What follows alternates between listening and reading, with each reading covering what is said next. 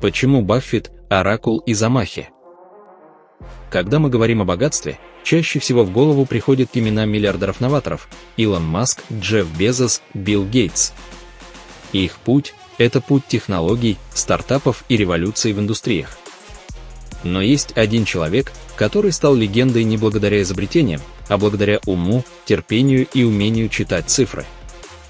Его зовут Уоррен Баффет, и весь мир знает его как оракула из Омахи. Баффет – это символ инвестирования. Его состояние превышает сотни миллиардов долларов, но куда важнее другое. Он заработал их не на хайпе, не на быстрых сделках, а на методичной стратегии, которую оттачивал десятилетиями. Для миллионов людей он стал доказательством того, что богатство можно построить без стартапов, без технологических чудес, а только благодаря правильным решениям и дисциплине. Сегодня мы разберем путь Баффета, от мальчика, который продавал газеты в родном городе, до величайшего инвестора всех времен. И самое главное, мы поймем, какие уроки каждый из нас может взять для себя. Уоррен Баффет родился 30 августа 1930 года в Омахе, штат Небраска. Его отец, Говард Баффет, был брокером и политиком, мать Лейла занималась домом.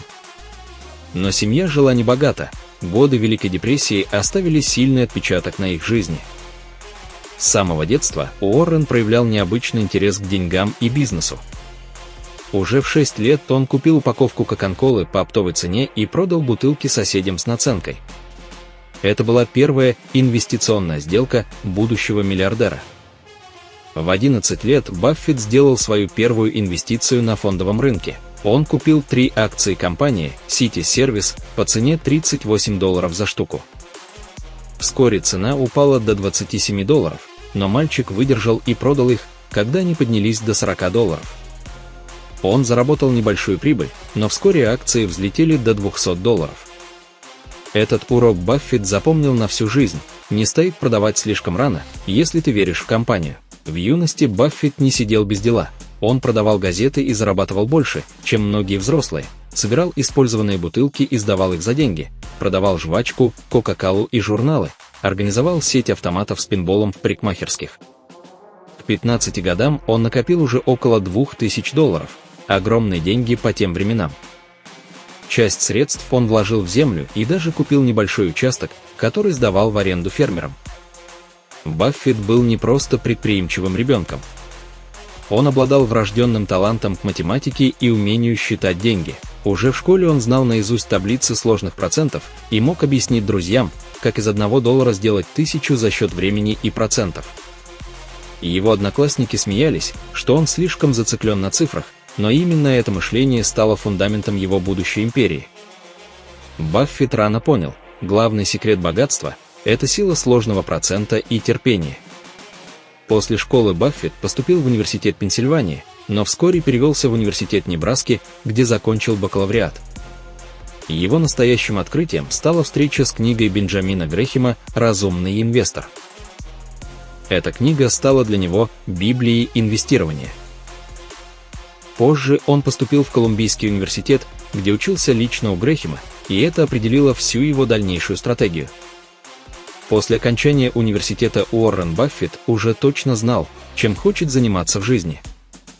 Его цель была проста и четкая – инвестировать деньги и делать это лучше, чем кто-либо другой. Но для этого ему нужен был наставник.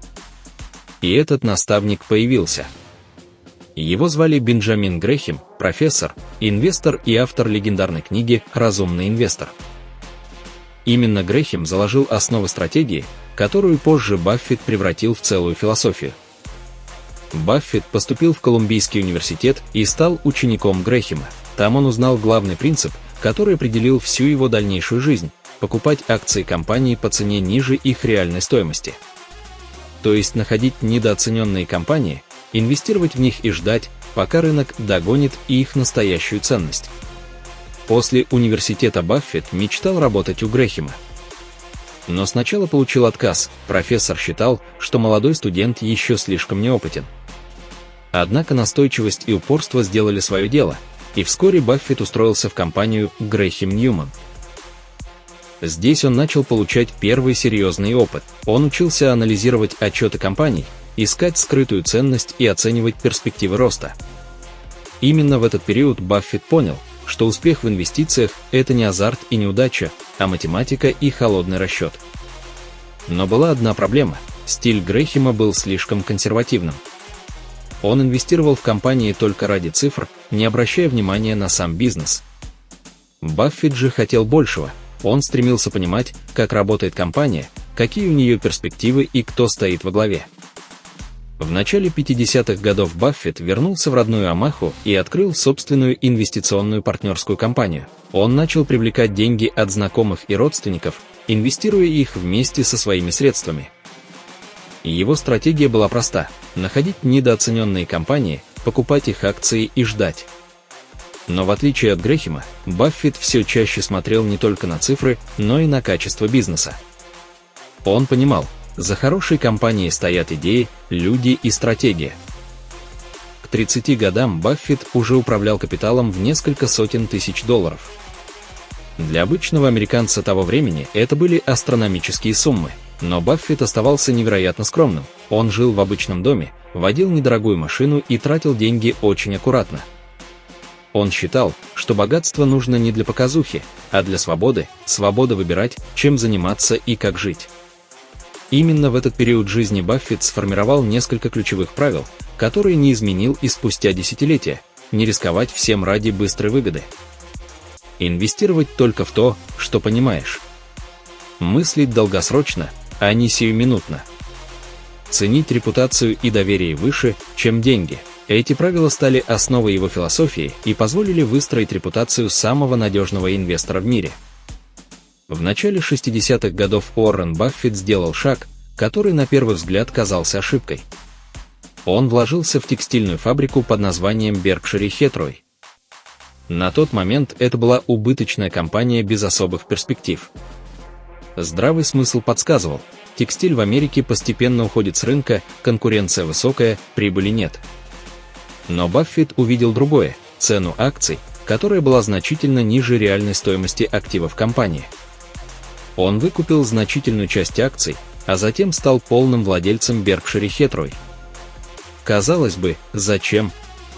Текстиль был обречен, но именно из этого решения родилась будущая инвестиционная империя. Баффет постепенно понял, что развивать текстильный бизнес бессмысленно. Вместо этого он использовал компанию как оболочку, через которую стал покупать другие предприятия. Berkshire Hathaway перестала быть фабрикой и превратилась в инвестиционный холдинг. Под ее крылом появились страховые компании, банки, производственные фирмы, сети розничной торговли. Баффет применил свою уникальную стратегию. Он покупал бизнесы, которые считал надежными, сильной командой и устойчивой моделью прибыли. Главное отличие Баффета от большинства инвесторов – он не искал быстрых сделок. Он не прыгал с акции на акцию, как делали спекулянты. Его принцип звучал просто: если вы не готовы держать акцию 10 лет, не стоит держать ее даже 10 минут. Именно это сделало его по-настоящему великим. Он инвестировал не в акции ради роста котировок, а в бизнесы ради их будущего. Через Berkshire Hathaway Баффет приобрел доли в десятках компаний. Среди самых известных – страховая компания GEICO, сеть ресторанов Dairy Queen, компания Fruit of the Loom, сеть See's Candies и даже крупный пакет акций Coca-Cola. Все эти инвестиции были сделаны на десятилетия вперед. И все они принесли огромные прибыли. Баффет постепенно отошел от идей своего учителя Бенджамина Грэхэма, который ориентировался только на цифры. Он понял, важно не просто купить дешевое, а купить хорошее. Он говорил, лучше купить прекрасную компанию по справедливой цене, чем посредственную компанию по дешевой. Эта философия позволила Berkshire Hathaway вырасти в одну из самых могущественных компаний в мире. К 70-м годам Баффет уже считался одним из лучших инвесторов Америки. Его компания стабильно показывала рост. Акции Berkshire Hathaway начали дорожать, и те немногие, кто купил их в начале пути, стали по-настоящему богатыми людьми. Например, акция Berkshire Hathaway вначале стоила всего несколько сотен долларов. Спустя десятилетия ее стоимость выросла до сотен тысяч долларов за одну акцию. Баффет фактически создал машину для богатства, основанную на дисциплине, терпении и логике. Интересно, что несмотря на растущее богатство, сам Баффет продолжал жить в том же доме, который купил еще в середине 50-х годов в Омахе. Он ездил на простой машине, завтракал в Макдональдсе и не стремился к роскоши. Он часто повторял: «Я не хочу яхту, мне нравится жить просто. Деньги для меня – инструмент, а не игрушка». Философия Уоррена Баффета проста и гениальна одновременно. Он никогда не стремился усложнять, наоборот, всегда искал фундаментальные истины, которые работают в любые времена. Давайте разберем основные правила, которые он сформулировал и по которым живет. Правило первое. Инвестируй только в то, что понимаешь. Баффет всегда подчеркивал: не вкладывай деньги в бизнес, если ты не можешь объяснить его модель дохода за 5 минут. Он избегал сложных финансовых инструментов и компаний, которые зависят от спекуляций или модных тенденций. Баффет инвестировал в простые и понятные бизнесы – еду, напитки, страхование, розничную торговлю. Правило второе. Думай на десятилетия вперед. Большинство инвесторов ищут быструю прибыль. Но Баффет всегда смотрит в будущее на десятилетия. Его вопрос прост: будет ли этот бизнес стабилен через 20 или 30 лет? Если ответ положительный, он инвестирует. Если нет, проходит мимо. Правило третье. Не рискуй капиталом. Баффет известен своей фразой: первое правило инвестиций – никогда не теряй деньги. Второе правило инвестиций – никогда не забывай первое правило. Он крайне осторожен и вкладывается только в надежные активы. Для него сохранение капитала важнее, чем высокая доходность. Правило четвертое – сила сложного процента. Баффет часто сравнивает сложный процент с 8-м чудом света. Если вложить деньги и дать им расти, то через годы капитал начинает увеличиваться экспоненциально. Он любит приводить пример: если инвестировать $10 000 и получать доходность 10% в год, то через 20 лет сумма вырастет в 6,5 раз. Правило пятое. Репутация важнее всего. Баффет всегда говорил: чтобы построить репутацию, нужны десятилетия, а чтобы ее потерять – 5 минут. Он тщательно выбирает компании и людей, с которыми работает. Для него честность и порядочность – главный капитал. Правило шестое. Деньги любят тишину. Несмотря на статус миллиардера, Баффет всегда жил скромно и не любил публичного блеска. Он считал, что настоящие деньги делают тихо, без шума и пафоса. В отличие от большинства инвесторов, Баффет не смотрит на рынок каждый день. Он не реагирует на новости и панические продажи. Он уверен, рынок в краткосрочной перспективе – это машина для голосования, а в долгосрочной – это машина для взвешивания. То есть, в моменте акции могут стоить что угодно, но со временем их цена всегда отражает реальную ценность бизнеса. Секрет Баффета в том, что он никогда не играет в азартные игры. Он мыслит как владелец бизнеса, а не как трейдер. Его стратегия проста – искать качественные компании, покупать их по справедливой цене, держать десятилетиями. Эта простота и стала его конкурентным преимуществом. Ни один рассказ о Баффете не будет полным без упоминания его ближайшего соратника и друга Чарли Мангера. Их партнерство считается одним из самых успешных тандемов в истории бизнеса. В конце 50-х годов Баффет и Мангер были представлены друг другу общим знакомым. Сразу оказалось, что у них удивительно схожее мировоззрение. Баффет тогда уже управлял своими первыми фондами, а Мангер занимался юридической практикой и одновременно инвестировал. Оба любили фундаментальный анализ и считали, что рынок в долгосрочной перспективе всегда вознаграждает терпеливых. Уоррен Баффет – спокойный, скромный, сосредоточенный на простоте. Чарли Мангер – острый на язык, прямолинейный, философски настроенный человек. Мангер внес в философию Баффета одну ключевую идею – искать не просто дешевые компании, а хорошие бизнесы по справедливой цене. До этого Баффет в духе Бенджамина Грэхэма искал только сигарные окурки, компании с недооцененными активами, которые можно дешево купить и немного заработать. Мангер убедил его, что лучше владеть частью отличного бизнеса, чем целиком посредственным. Эта идея изменила всю стратегию Баффета. Именно под влиянием Мангера Баффет превратил Berkshire Hathaway из умирающей текстильной фабрики в мощную инвестиционную империю. Мангер стал вице-председателем компании и верным партнером Баффета на десятилетия. Все ключевые сделки, включая покупку Coca-Cola, Gillette, American Express, GECO, они принимали вместе. Они постоянно спорили, обменивались мыслями и подталкивали друг друга к лучшим решениям. Баффет говорил: «Чарли делает меня умнее каждый день». Мангер, в свою очередь, отмечал: «Уоррен и я вместе думаем лучше, чем по отдельности. Долгосрочное сотрудничество, основанное на доверии, способно дать огромные результаты». Важно иметь рядом человека, который готов не соглашаться с тобой и показывать другие точки зрения. Разные характеры могут не мешать, а усиливать партнерство, если цель одна. Мангер был не только инвестором, но и мыслителем.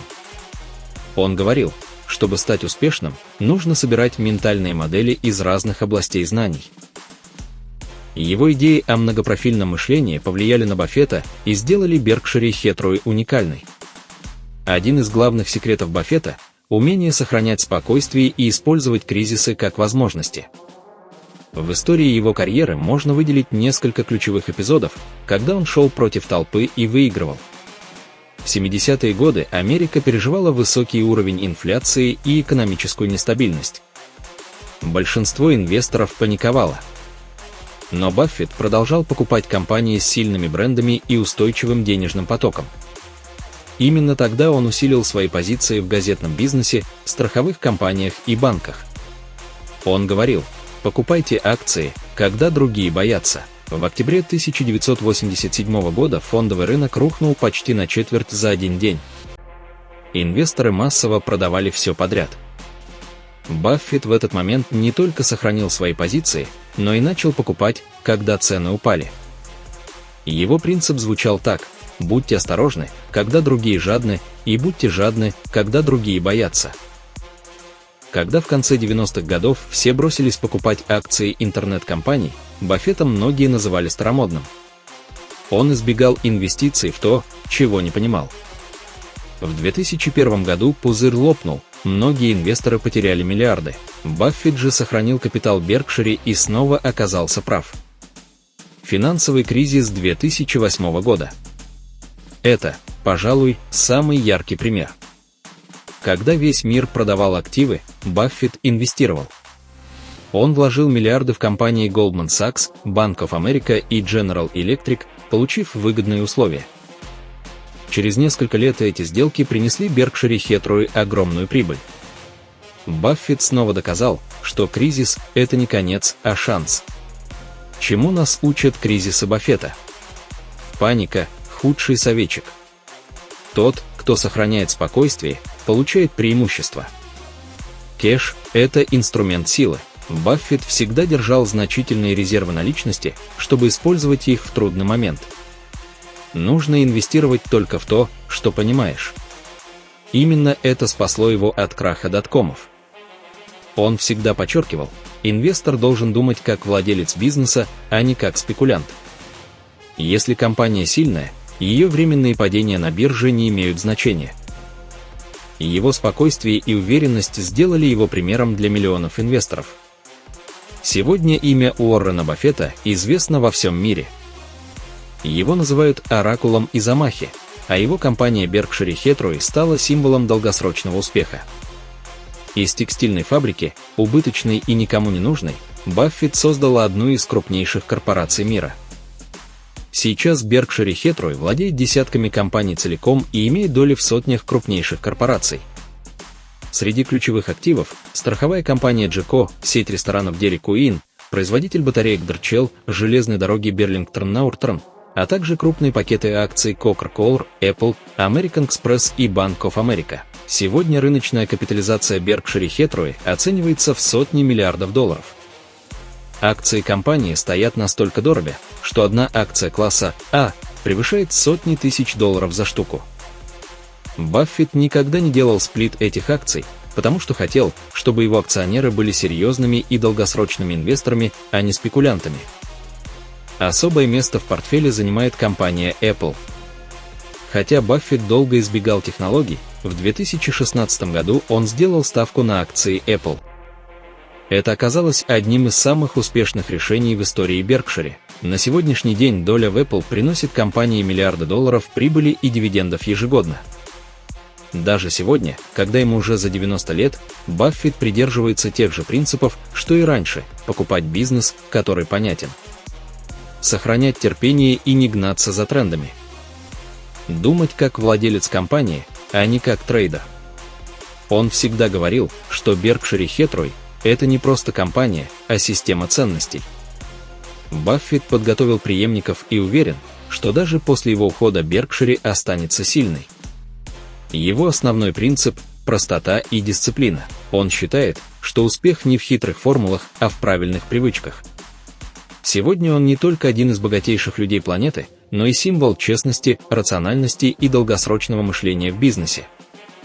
Его жизнь доказывает, чтобы разбогатеть, не нужно быть гением или рисковать безумными ставками. Достаточно терпения, дисциплины и правильных решений. Уоррен Баффет известен не только как инвестор, но и как один из крупнейших филантропов в истории. Его подход к деньгам удивляет. Он не стремится оставить своим детям гигантские богатства, а большую часть состояния жертвует на благотворительность. Баффет всегда считал деньги инструментом, а не целью. Он говорил: «Я хочу оставить своим детям достаточно, чтобы они могли делать все, что захотят, но не настолько много, чтобы они ничего не захотели делать».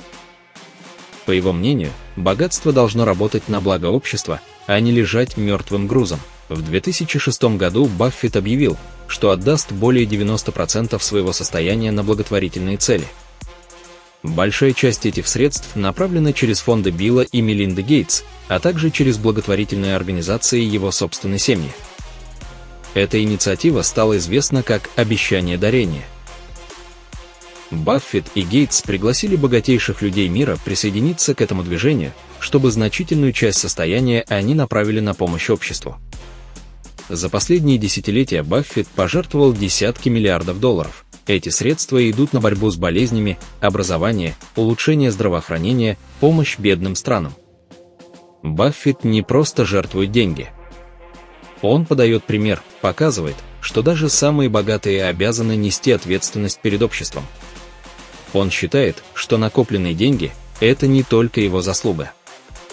Это результат работы общества, инфраструктуры, экономики. Поэтому справедливо, чтобы эти ресурсы возвращались людям. Баффет говорит: «Общество дало мне возможности, и я хочу отдать обществу то, что оно помогло мне создать». В отличие от многих миллиардеров, Баффет не оставляет своим детям гигантские состояния. Он уверен, что детям полезно строить жизнь самим. Для него главная ценность не деньги, а знания, честность и трудолюбие. Именно это он старался передать своим детям и внукам. История Баффета – это не просто биография миллиардера. Это концентрат уроков, которые может применить каждый. Урок первый. Терпение и долгосрочное мышление. Баффет разбогател не мгновенно. Ему понадобились десятилетия. Он начал инвестировать подростком, но настоящим миллиардером стал в зрелом возрасте. Главный вывод – богатство любит время. Если вы хотите создать капитал, думайте на десятилетия вперед, а не на дни и недели. Урок второй. Инвестируйте только в то, что понимаете. Баффет никогда не вкладывался в то, что было ему непонятно. Он пропустил многие хайпы и модные тренды, но зато не потерял деньги. Его принцип прост: лучше упустить возможность, чем потерять капитал. Урок третий. Живите скромно, даже если зарабатываете много. Баффет всю жизнь живет в одном и том же доме, который купил еще в середине прошлого века. Он ездит на обычной машине, завтракает в сети быстрого питания. Секрет его богатства не в расходах, а в дисциплине и вложениях. Урок четвертый. Диверсифицируйте разумно. Баффет говорит, диверсификация нужна тем, кто не понимает, что делает. И его подход – владеть ограниченным количеством отличных компаний, а не десятками случайных акций. Для обычного инвестора вывод прост: не нужно покупать все подряд. Лучше владеть качественными активами. Урок 5. Деньги – это инструмент, а не цель. Для Баффета деньги – это не роскошь. Это возможность создавать ценность, развивать бизнесы, помогать обществу. Если воспринимать деньги как цель, они разрушают характер. Если как инструмент, они становятся источником силы. Урок 6. Учитесь постоянно. Баффет тратит несколько часов в день на чтение и обучение. Он говорит, чем больше вы учитесь, тем больше зарабатываете. Для него знание – главный актив, который всегда приносит дивиденды. Урок 7. Благотворительность – это ответственность богатых. Баффет показал, что деньги должны возвращаться обществу. Он жертвует почти все состояние. И этим дает пример всем: успех – это не только взять, но и отдать. Уоррен Баффет доказал, что стать богатым может человек без выдающихся талантов, если у него есть дисциплина, терпение и правильное мышление. Его путь – это руководство для каждого, кто хочет изменить свою жизнь и построить капитал.